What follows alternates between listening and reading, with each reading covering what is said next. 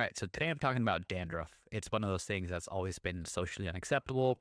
Kids get made fun of for it. Adults with it are seen as dirty, maybe, but it really affects roughly 50% of the adult population. So it's about half of all people.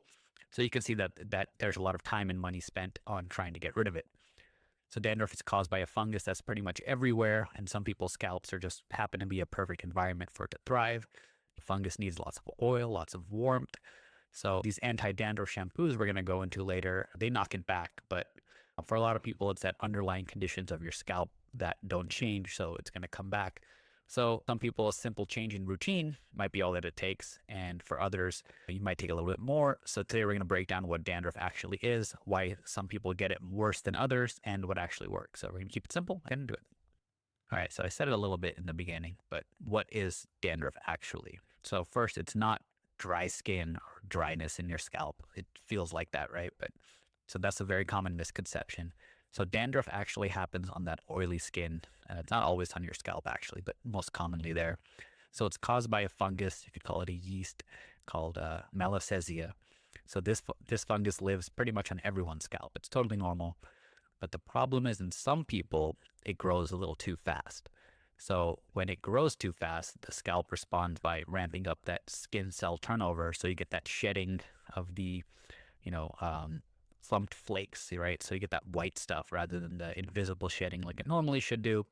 And like I said, it's not also always in the scalp. It can be in your eyebrows. People get it behind their ears, sides of your nose, anywhere that's oily and warm. But the scalp is where most people notice it. And medically, dandruff is mostly harmless.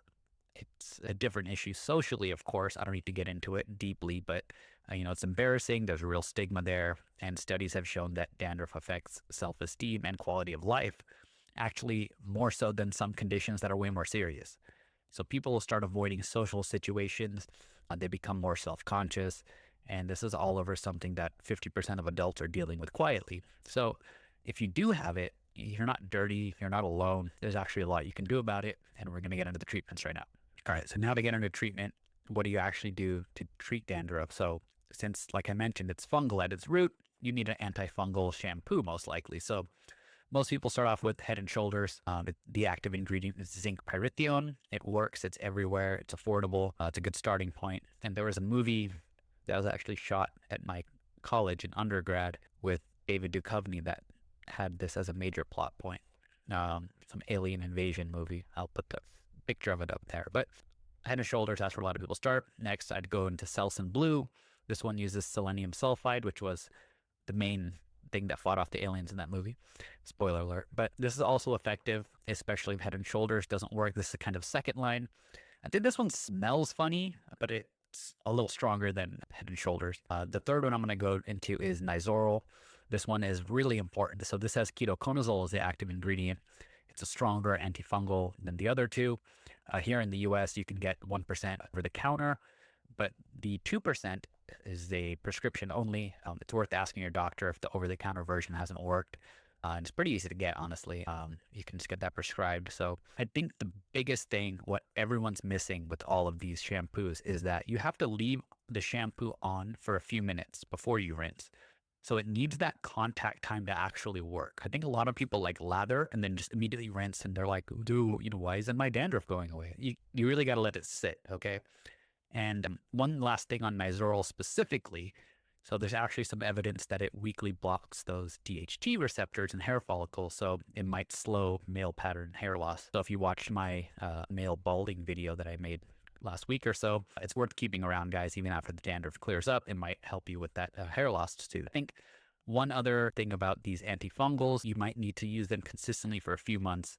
And I've heard cases where the dandruff just doesn't come back. Others need to keep using it regularly to keep it at bay. Like I said, that fungus that causes dandruff is everywhere. So it's going to come back if the condition of your hair haven't changed, if your scalp haven't changed. It's just going to be a naturally great environment. And so that fungus is going to come back, and maintenance is a new part of that deal. So yeah, if none of these things are working, you might need to see a dermatologist.